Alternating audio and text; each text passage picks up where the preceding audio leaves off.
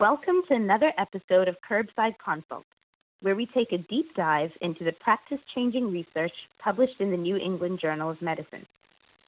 In today's podcast, we are pleased to have Dr. Kevin Schulman and Dr. Byron Crow for a discussion of digital health and the paving of a new frontier in healthcare.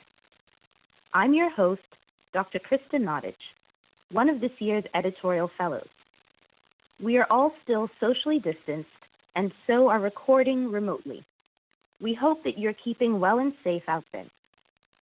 There has been no better time to test the values of digital health than where we find ourselves today. In the midst of a pandemic with a virus that has forced us all to keep our distance, reduce contact, and yet remain vigilant about our own health. What does healthcare from a distance look like? The innovations of digital health seek to bridge that distance and spatial divide, providing healthcare tools and providers to our fingertips. In this episode of Curbside Consult, we are joined by Dr. Kevin Schulman, Professor of Medicine and Associate Chair in the Department of Medicine at Stanford University. Dr. Schulman has written extensively on the topic of digital health and has recently authored 2 perspective articles on this topic for the journal. I'm also pleased to be joined by Dr. Byron Crow, an internal medicine resident at the University of Colorado and the Associate Medical Director at Solera Health, a company working to create networks of digital health tools. Let's dive right in. Welcome to you both, and thank you for taking this time to join us. We hope that you and your teams are keeping well and safe. Thank you for having us, and it's really a pleasure to be chatting today. Likewise, delighted to join. Great. Thanks, Byron. If I may begin with you, you're a resident, like many of our listening audience. How did you become interested in digital health? And why is this an area that residents should learn about? Also, how do you find the time? Krista, it's a really interesting question. And I had a very early experience before med school in healthcare quality and safety, which introduced me to systems thinking and thinking about how the healthcare system works as a whole. And I did a lot of work in med school in healthcare quality, and through that work and trying to improve value in healthcare, I started to look at the transformation of other industries, especially in particular the financial industry, and see how they were integrating digital tools and how it was changing our lives. I think we all remember when we used to cash a check at the bank, and now we just do it from our phones. And I was thinking about, when is this going to happen in medicine?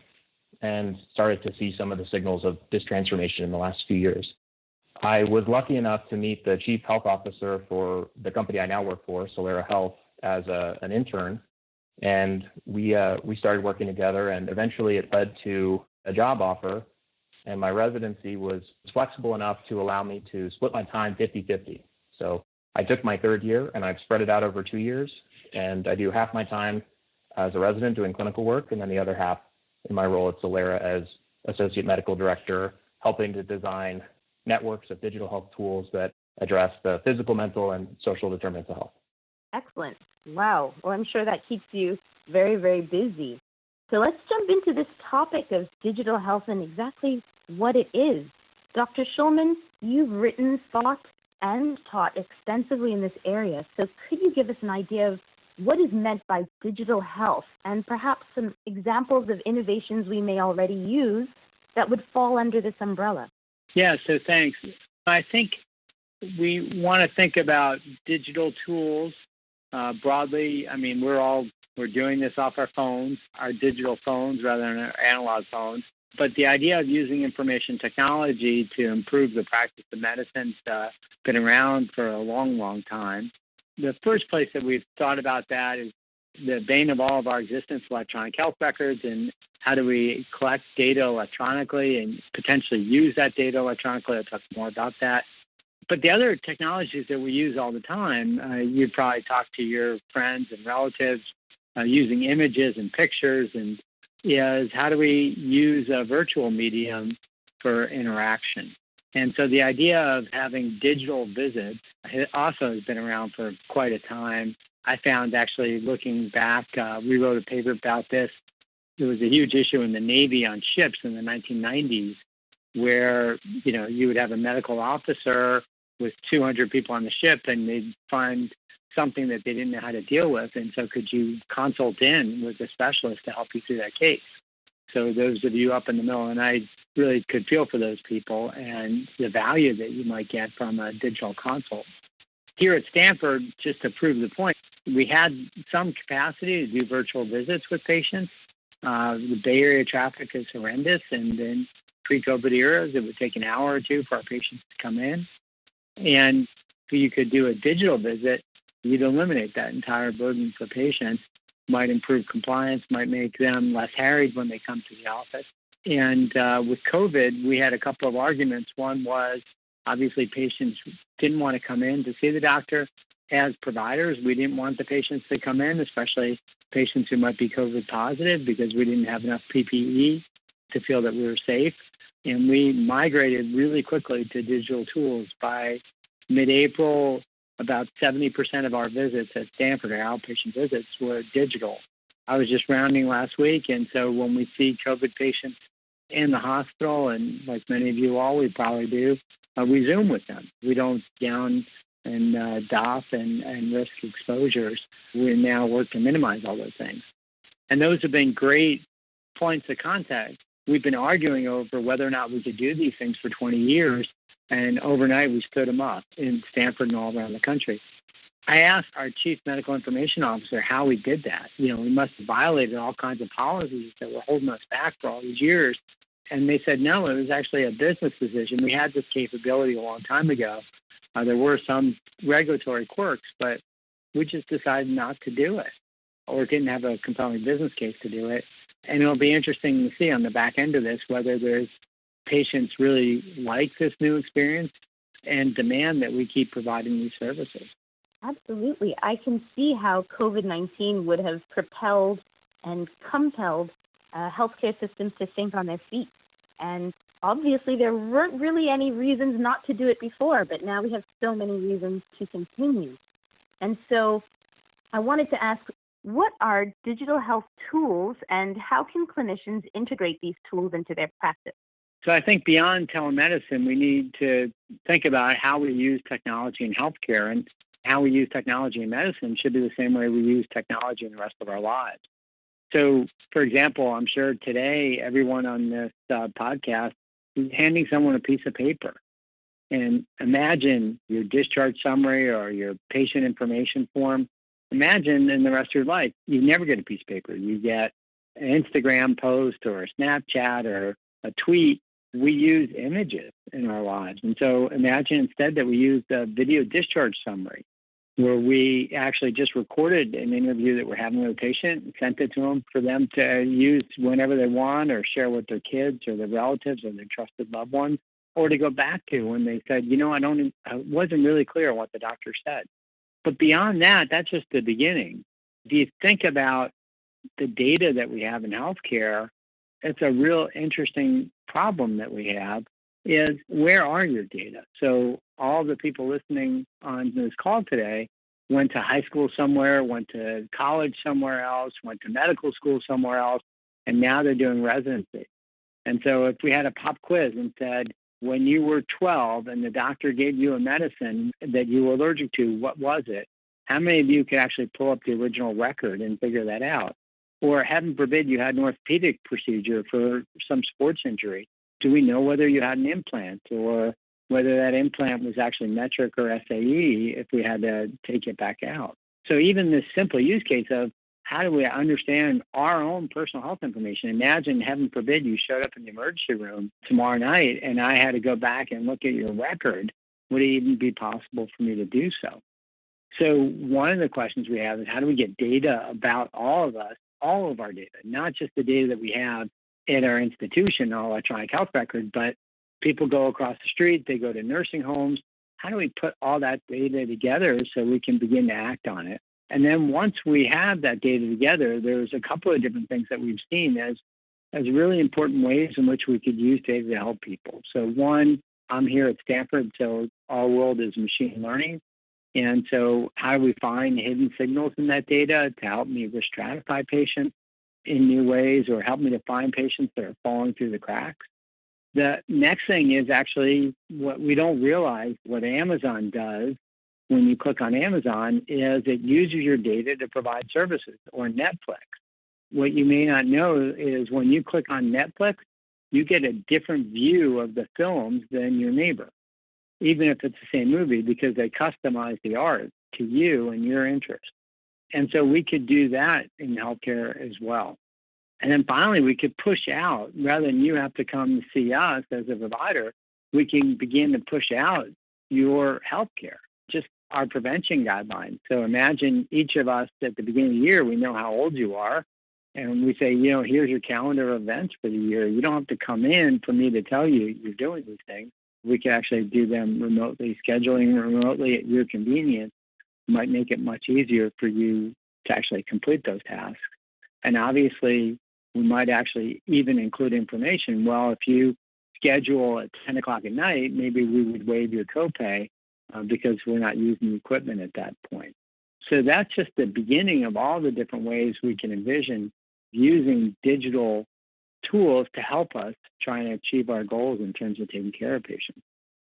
Dr. Schulman, your article from I think a few months ago, I really enjoyed your point about this transition from an analog healthcare system based on face-to-face interactions, in-person care delivery between two human beings to a digital-based system. And I had a really interesting experience with this just a few weeks ago. I had a hip injury on my bike, and I reached out to one of the digital health companies that we've been chatting with, and I said, hey, can I use your tool? Actually, I have a reason to use it now. And I did all of my physical therapy using an app that was guided by a human, but was semi-synchronous. And then the app could tell if I was getting better or not. It could adjust exercises. And 5 years ago, I would have had to go down the street and book physical therapy appointments, and it would be really hard to do with my residency shifts. And now this thing I used to do that was an analog interaction, to Dr. Schulman's point, was now a fully digital interaction with this combination of humans and machines. And I think about extrapolating that to the many functions we have in medicine that are analog right now. I'm in a hematology clinic this week. We're doing a lot of in-person INR checks. And how do we turn that into a totally digital interaction? You can get your INR checked at home. It uploads it to software as a medical device that interprets the INR, changes your warfarin dose, sends that to your nearest pharmacy or to Amazon. They send you back your new pills as soon as you're going to run out. At some point, some of that will be too complex for a computer, and you'll need human supervision, but it can all be powered digitally. And so I really like this idea of there's this whole digital health ecosystem that can start to gradually replace all the analog things we do day in and day out with things that are powered by technology that used to just be powered by humans. Well, it certainly sounds very new frontierish and very almost Jetson-like. I'm interested in that software as a medical device concept that you raised, Byron, and I think it weaves quite nicely into the AI frontier that Dr. Schulman spoke about, especially what they're doing at Stanford. But how can we make sure, or how could clinicians evaluate these tools in terms of evidence and efficacy and ensure that the service being provided is of the right level for the patient? I think that's a great question. And our piece, I said one of the most critical things we need to do right now that we went to this rushed implementation, is to begin to evaluate what we did, what are the benefits, what are the risks, were any of the concerns that people had about these harms of telemedicine, were they being realized? So I think that's the first step, to begin to build the evidence base that, in fact, we can begin to do this safely and at scale. Obviously, behind the scenes, and unless you're a Kaiser resident, you wouldn't know that Kaiser actually, as a health plan, is already doing about 50% of their patient touches digitally. So it's really more of us than academic medicine. They're starting to catch up with what the frontier is. But I think there are broader questions here about how do we use technology appropriately? How do we learn as providers to evaluate and use technologies? Are we safe to practice?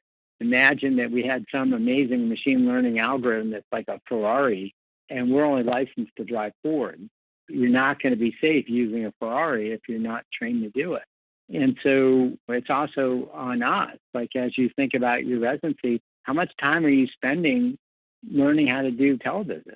Your faculty is learning at the same time as you are, and you guys might actually be better than we are. But is the new better than the old? Is the new worse than the old? Is an age-old question in medicine, and we're always very, very conservative because we're supposed to do no harm. But we have to recognize that we're doing lots of harms every single day. There's the very large harms in terms of the system failures that the National Academy of Medicine has written about in the past that generated this whole quality initiative in healthcare. But there's the harms you see day to day when you see your patients, the 2-hour commute that I talked about, the patients who couldn't find their medication, couldn't get back to the doctor, didn't follow up for their mammogram. Those are all harms. You could say, well, they didn't come back to me as a provider so that I could supervise that. And that doesn't happen in the rest of our lives. We need reminders, we need tools, we need reinforcement to help us navigate some really complex issues. Some of the times, us as providers are really, really valuable in making sure that happens and helping patients in terms of shared decision-making and judgment. And some of the times we're lousy at it. I would feel horrible for a patient to have to come drive 2 hours to come into the office for a warfarin check. And so there's a balance out there. We look at harms one way, but the patients look at harms a very different way. And I think we need to figure out a way to balance both of those perspectives. I'll just piggyback off of that, Krista. There's a growing set of valuation-based standards from the FDA and their Digital Health Innovation Action Plan, which puts forward some methods on how they're going to be thinking about these tools and what level of FDA oversight they need. And kind of at the pointy end of that, trying to say, just like we need to know that drugs are safe and efficacious and have high standards, but we have over-the-counter drugs that we can say, hey, the risks are reasonable that people can take these on their own. And then we have drugs that are prescription-based. There are digital health tools that are going to be OTC, so to speak. You could argue many of those are already out there, wellness apps or even some other consumer-facing apps. And then there's going to be software as a medical device, other applications that are going to be deployed toward high-stakes diagnoses or high-stakes changes in therapy and are going to need a higher level of regulatory oversight.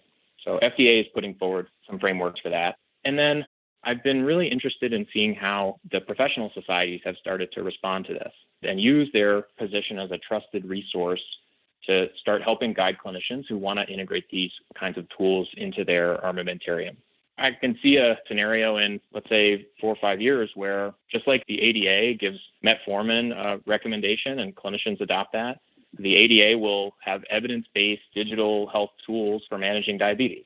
And we'll give those a recommendation and put them through a rigorous evidence-based process.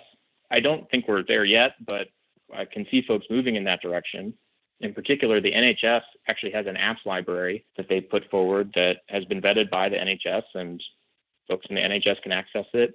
The APA has put forward a list of apps that they think are evidence-based for treatment of mental health issues. And then the AHA and AMA have a list of home blood pressure monitors that they think that they validated and feel like are good to use at home. So there's a lot of groups who are trying to answer this question of how can we use the way we already do things with making sure our drugs and devices are safe and making sure our clinicians are equipped with knowledge and trust that they can use these as part of their practice. How can the specialty societies, federal regulators move this forward? There's even another organization, Express Scripts, that launched a standalone digital health formulary. So just like pharmacy benefits managers have formularies of drugs that they use for their organizations, I could imagine if you're going to Kaiser versus Blue Cross versus Aetna, their formulary of digital health tools is going to be a little different. Maybe if you're choosing a Kaiser plan, you're going to have access to a different suite of applications than if you go to Blue Cross, and maybe you'll make a purchasing decision based on that. So I see a lot of folks moving in this direction, and I also think there's a lot of room, in particular, major specialty societies to start to dive into this and play a role. Well, I'm so happy that you both have touched on kind of how this move will be regulated and how we will have to engage in the conversation of whether these services are safe. We can see that they are of benefit and will become even more so as we learn more about how to use them and apply what information they deliver. But you both have introduced a term to me in our discussions before this recording, which was an API, or an application programming interface. And I wanted you to explain to our audience what APIs are, because my understanding is that it would weave together quite a few tools to put into, I guess, your toolbox of digital health applications that you could use to manage your own personal health care. So let me know if I'm on the right track, and if you could expand a bit on what these APIs are and the role they will play moving forward in digital health. Yeah, so APIs are kind of just connectors between databases. Maybe the best way or the easiest way to think about them. But the broader issue is, as a country, we've adopted electronic health records, and the electronic health records are based on very, very old technologies. I mean, the core programming language dates to the 1960s. And I was signing my charts yesterday. Our electronic health record was copyrighted in 1979. And the world's changed since then. So one of the issues that electronic health records really had to work on is just building data within a system within here at Stanford. These days, the value is moving data around, again, to your physical therapy app or in and out of a database. And APIs are the connectors in the way to do that. So one way of thinking about organizing data right now is around providers, like your electronic health record at Stanford. And I already talked a lot about the limitations of that use case. It's great if you come back to Stanford all the time and if you've been cared for at Stanford since birth, but otherwise, even at Stanford, we have a problem because the children's hospital, I should say, electronic health record doesn't really talk to adult hospital records. But as you move around in your life, where are your data and how you organize them? So one of the things that we have is something called personal health records that Apple has developed most recently. But that would be taking this API and moving your data out of your electronic health record and into your own personal health record so you can use your data. You can track your own cholesterol the same way you track your bank account statement. You could track your prevention. You could track your diabetes. So all of those things are taking the data from the static way we've created data environments to use as analog and digital thing. Most of what we're doing in a traditional electronic health record is typing stuff that's analog. I mean, it's not machine readable. It's not codable. We can't do things with the data other than, at best, we can search for it. An API is a requirement that actually I get that data into some kind of computable format, and standards are being developed, and push that out wherever you want that data. So I could get an electronic health record. I've written a case study, a really fun case study about Amazon Alexa. And imagine you pushed your health data to Alexa, and then Alexa would talk to you every morning about how you're doing today. Or for the COVID crisis, do a symptom assessment every single day as part of a machine learning script. So lots of different ways we can think about how we want data to move around to make it much more valuable to you as an individual patient, and more valuable because the services that you're getting, the digital services, are going to be powered by your actual health data. Everything that Dr. Schulman's saying, I agree with, and I think we've all delivered care to someone or many people who pick one health system and stick with it because it makes everything so much easier because all their records are in one place. But that, in a way, is this structural limitation to choice, where once they're being seen at whether it's Stanford or University of Colorado or wherever, all their data is in one place. It's hard to talk to other places. And so even if another place feels really appealing and you might say, oh, I'd rather go get my care at XYZ, it's really hard to do that. And imagine the same thing if Google and Apple use these approaches of, hey, if you have an iPhone, isn't it great? You can upload all your photos to the cloud. You have this total Mac ecosystem, and that gives a lot of value to consumers, and it reduces their desire to switch to Android or vice versa. But new federal rules have started to change this landscape where now, in theory, it's going to be a lot easier for folks to share data, and there's going to be fewer barriers to big technology organizations blocking data and preventing sharing of data. So if that pans out the way that we're thinking about it, it could be a really exciting time where you might have all your healthcare data in the Apple Health Chart, to Dr. Schulman's point. But if you say, I'm kind of fed up with Apple, I want to switch to something else, I want to switch to Android, Google Health Chart, the use of APIs makes it potentially a lot more easy. All those data are out in the world, in a standardized format that is accessible by a third party. And you can say, I'm going to close out my Apple Health chart, and I'm going to take those same data and bring it into Google Health chart, just a hypothetical example. So now all of a sudden, the switching cost is a lot lower to take your health data and put it in a different tool that you may like better, that may work better for you, rather than being locked into a particular tool or way of doing things. And I think I'm particularly excited by that. I think it has the potential to drive a lot of innovation where folks can really get creative with how they're able to help patients either interpret their health data, use their health data to make important decisions, or just port their data from place to place in a way that's a lot easier for patients and doctors who are needing to use those data to make decisions. I think Byron's touching on a big underlying economic issue that's developed in healthcare. So he talked about you want to get access to your data, you had to go back to the same healthcare system.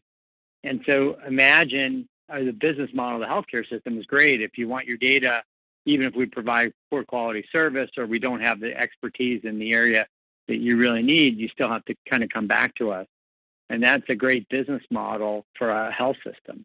Alternatively, the way we do things in the rest of the world is if you're not providing a high quality service, I can move my data, I can move my banking, I could move any other service. And so what actually the Congress has looked at is that health systems are using their data anti-competitively. To lock you in order to get access to your data, you have to go back. And so 21st Century Cures was actually legislation that was passed at the end of the Obama administration, which required you, actually, health systems to give you access to your data. But I think the underlying economic arguments are really important. I want you as a consumer to be able to shop for your preventive services, get the best price on your colonoscopy or mammogram, or get the best price on your medicine. Healthcare is incredibly expensive, and we use these tools outside of healthcare to help people shop. You go on Amazon, you don't pick the highest cost supplier. So also imagine a world where we use these tools to drive down the cost of healthcare and make it more affordable for everybody. That's a really important dimension to this as well. Absolutely. Well, I'm definitely almost sold on it. And I think that your mention of competitive offerings is appealing because it will also drive persons to give quality, because of course ratings will come into that. So you're offering a service that's less costly, but how have your patients rated the tool, or have they rated the interaction, And I think that that's good in terms of raising the standard all around. But I do have one little concern, if I may ask. When you talk about data sharing, there is some fear about kind of like a big brother effect and who's really seeing my data, who's seeing my personal information, especially when you're talking about like insurance companies, discrimination based on your medical health records, etc. So I know that you may not have all of these answers, but we do have to think about how to still protect patient privacy while having these data exchanges, and particularly their public persona and their anonymity as a patient, how to protect the individual while being able to use these data currencies and be able to use these transferable mechanisms in healthcare. I think that's absolutely a critical issue. But I want us to be careful to try and understand what the concern is. Absolutely around privacy and your own individual privacy. But you share data all the time as an individual, and you feel perfectly comfortable. You store stuff in Box or Google Cloud or Amazon Web Services. The capacity to do this has evolved very, very rapidly. One of the concerns that I would have on the opposite side is that we're using regulatory barriers like HIPAA, again, anti-competitively. So if I'm the CEO of a very large health system, the last thing I want to do is lose patients to lower cost providers. That's a really hard position for me to be in. And hiding behind privacy is one way I can continue to protect the status quo. And so one of the things we talk about in our article right now, HIPAA is a 1996 law that protects patients' privacy.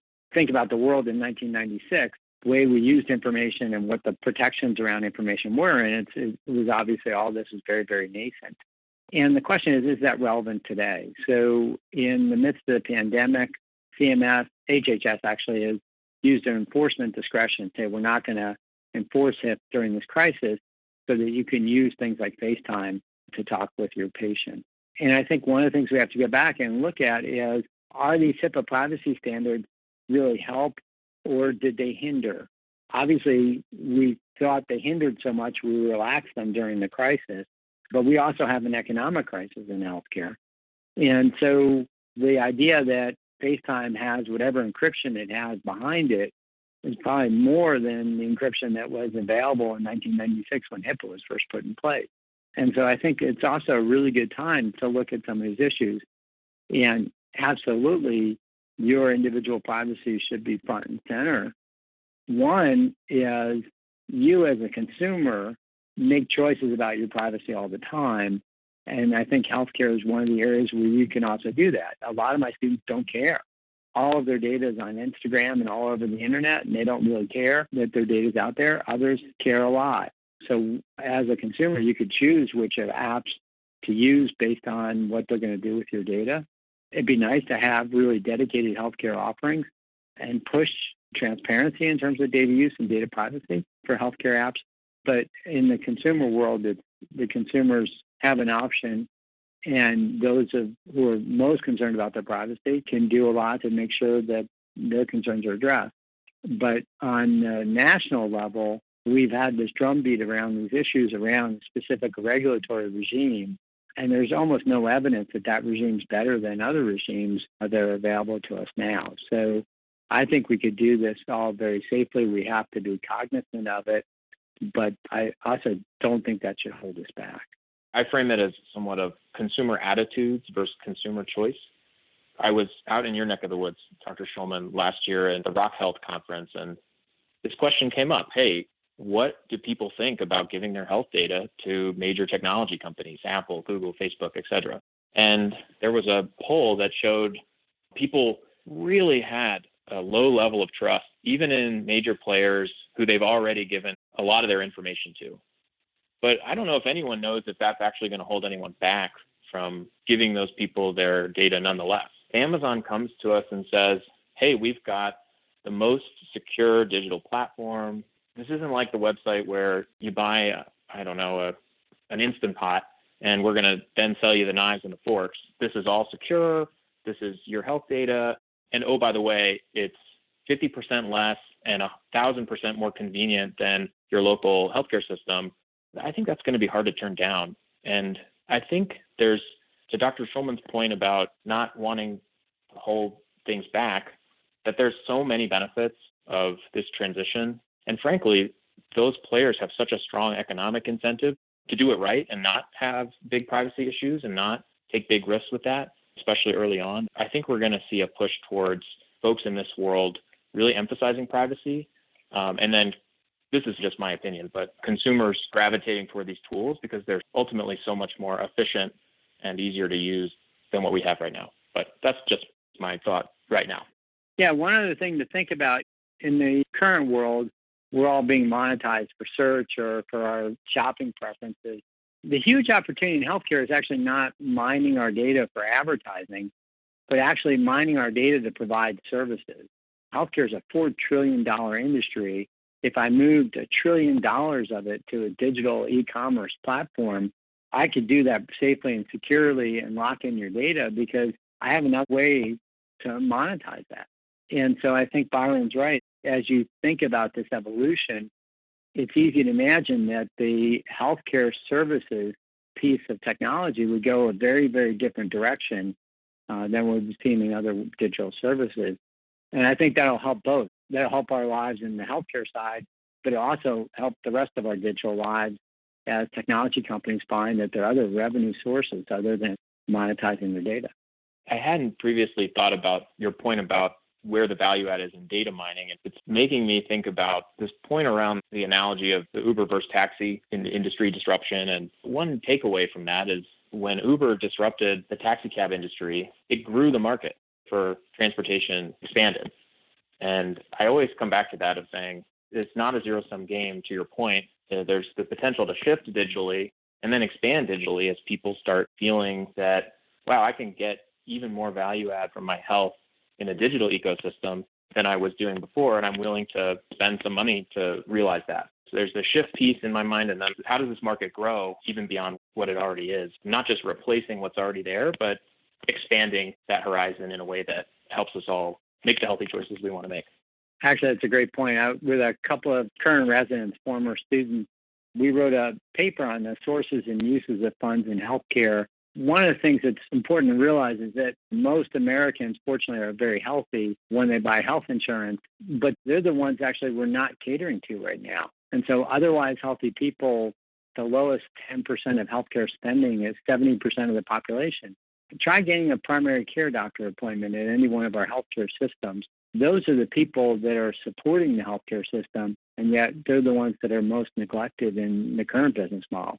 So even if all we do is expand our access to primary care by providing some of these tools to the population that's really paying for healthcare in this country, not using healthcare, that would be a huge opportunity to do a much better job for the bulk of the population.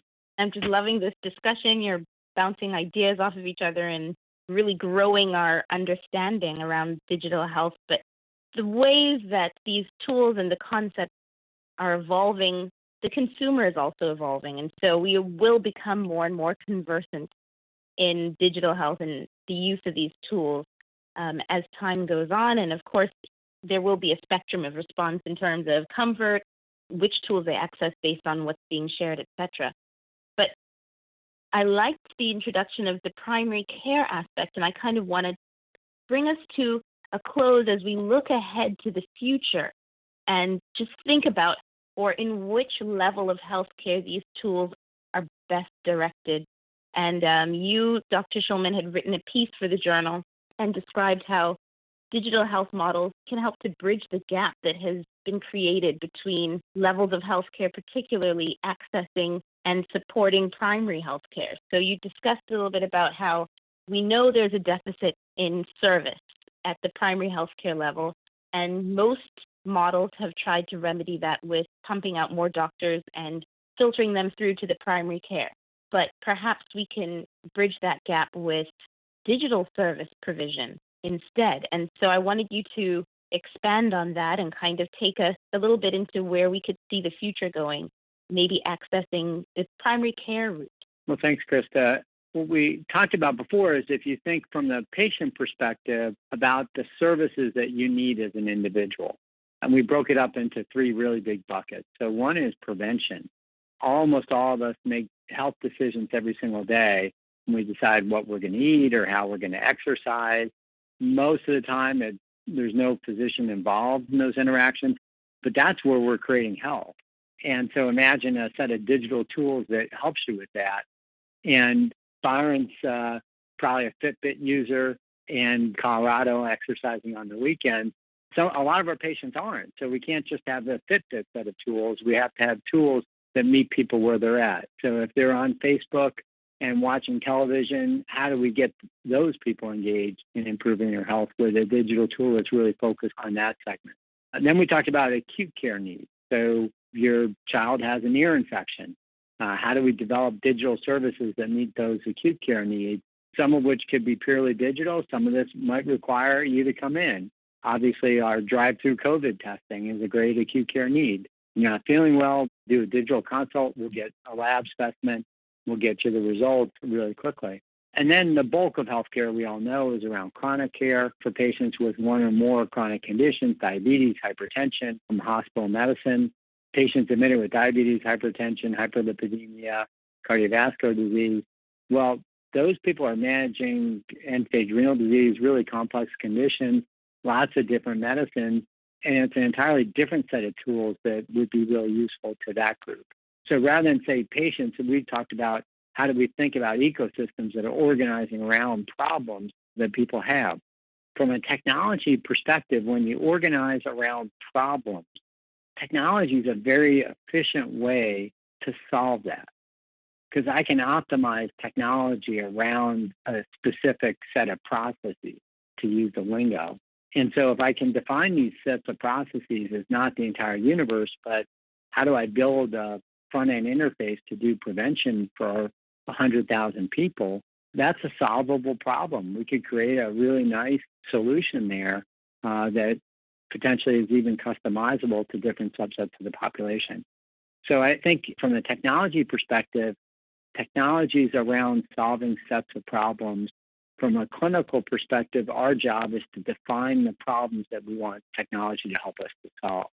And then kind of to the looking forward piece of this, I know we're working with residents here and people in training. At some level, this can seem really scary that there's all this new things that we didn't train on. But I would say the opposite. It's an incredibly exciting time and an incredibly exciting opportunity, because actually it's your cohort that's going to both develop and learn how to and become expert in these tools. And so as you think about your first jobs or moving up in your career, your research career or aspirations for leadership, because you're going to be much more facile with how to build and use these and deploy these tools than the faculty of my generation, you're going to find lots of exciting opportunities as this ecosystem continues to open up, because they're not going to hire someone like me to program the WhatsApp for patients with diabetes. They're going to hire somebody that's on this podcast today. And Byron, do you have any advice for residents in terms of how to become more familiar with the digital health world? Is there anything that's happening in your program or that you've experienced that you could share with us? I think Dr. Schulman really hit the nail on the head that this ecosystem is growing and evolving and expanding, and they need physicians and other members of the healthcare team to help bridge that divide and help identify and articulate the problem that then can be solved by technology and a great user experience. And when I think about, if I'm a resident thinking about, okay, this is interesting, digital health, where do I go from here? I think what I recommend is think about all the conditions that you prescribe medicines for or give guidance for right now, and just ask, what's the after that? That's almost cliche, right? But you'll start to find stuff. And if you start thinking about, hey, can I prescribe a piece of technology for this? Just the way I prescribe medicines, just the way I prescribe tests and imaging, whatever, I think it'll start to bring to the forefront all the different ways that people are helping solve these problems. And just like some medicines are better than others, some medicines have fewer or less side effects, some digital health tools are better than others, and some have stronger evidence or not. But at least it starts to get clinicians thinking about these tools the same way we think about our other therapies. And as more folks are becoming facile with these tools, I think the amount of scientific and clinical rigor around them is only going to increase, which I think is exciting and great for everybody. Wow, well, thank you both. I think that in this discussion, I've seen that there's so many opportunities and innovations on the rise and so many solutions to the issues that we've all seen around us, which only gives more credence to the fact that we are the change agents that we've been waiting for. And it's really up to us to take a step and create authorship in this evolving healthcare world. And I'm happy to have had two of those leaders on with me today. Thank you, Dr. Schulman. Thank you, Byron. It's been wonderful having this discussion with you. I would again like to thank Dr. Schulman and Dr. Crow for sharing with us today the very exciting frontier of digital health. Curbside Consults is a production of the NEJM Group, and we come to you from NEJM Resident 360. Our production team includes Karen Buckley, Kyle Simmons, Mike Thomasis, Kathy Stern, Tim Vining, and Scott Williams. Special thanks also to our NEJM Education Editor, Dr. O.P. Hamzik. If you have any feedback, questions, or suggestions for future podcast topics, please email us at resident360@nejm.org. Remember to subscribe to the NEJM social media sites, including Twitter, Instagram, and Facebook, via the nejm.org pages. On behalf of NEJM Resident 360, this is Dr. Krista Nottage signing off. Keep safe out there.